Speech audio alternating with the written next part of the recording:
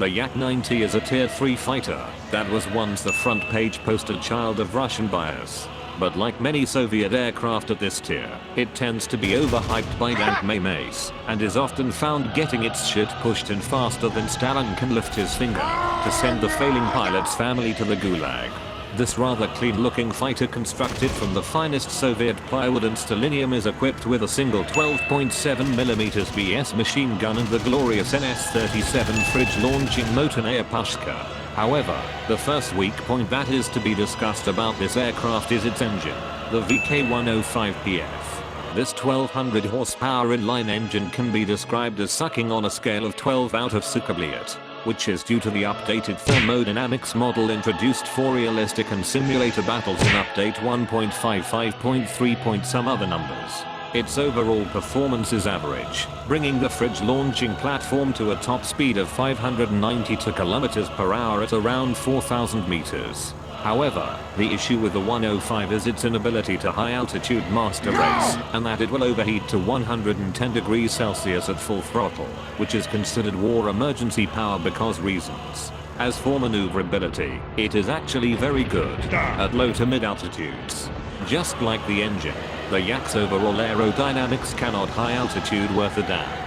At heights over 6,000 meters, the plane handles like a fascist pig in a glider, its ability to tightly maneuver hampered by its oxygen-deprived engine not generating enough bias, and even then, its control surface authority at any altitude is not always absolute, which means you may end up hitting the ground like a sad stone when you least expect it.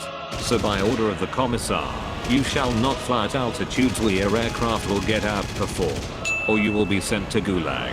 Also, you shall not attempt to dive for any extended period at top speed, or you will be sent to gulag. Because fucking plywood. Because Soviet inability to make enough pure aluminum in early period of the Great Patriotic. In the fighter role, you should stay at low to medium altitudes, looking for anything that has entered the airspace of Rodina, with special attention paid to bigger, harder to take down aircraft such as low-flying bombers or ground attackers. When you have found the enemy, approach and steady your extra-large Mosin Nagant rifle onto the target. Depending on your angle of attack and your personal skill, you can either begin open firing in 2, but no more than 3 round bursts at the problem from 800 meters, or get in close and blast your opponent out of the sky at around 500 meters or less. However, by itself the Yak-9T can only hold out for so long in a one-on-one dogfight with an enemy pilot, before expending all of its fridges, and it will absolutely get wrecked if it gets jumped by a train of allied seagulls.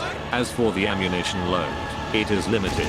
Only 30 fridges for the NS-37 and 200 rounds of bias for the machine gun.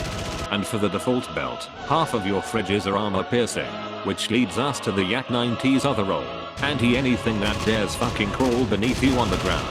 The hardened plutonium AP round is capable of penetrating through 37mm of armor in a 60-degree dive at 500 meters, which means it will go straight through the top of most ground vehicles in the game. And as such, there is only one way of using it in combined forces battles. Я тащусь от колотушек.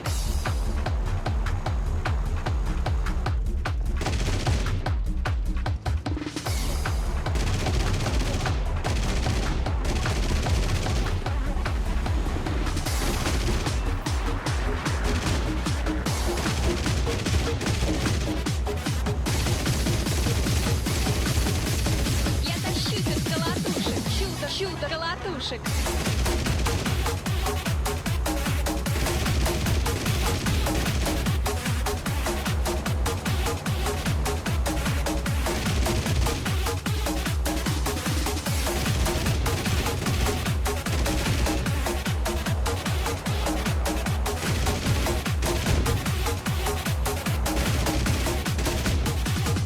Чудо колотушек.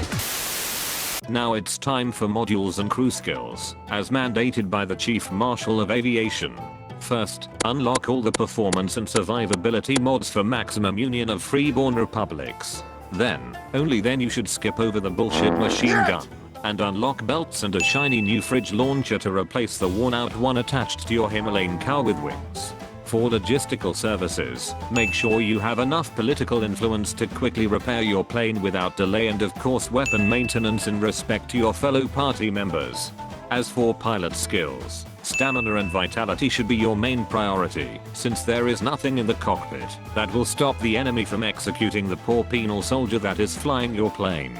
And don't forget the G tolerance. And this is how you fly the Yak-9T, the original Russian bias delivery system.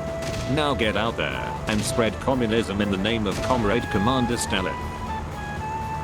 Pow! Ha ha! I am amused by entire itty-bitty teeny... Ah! Stupid! Stupid! Stupid!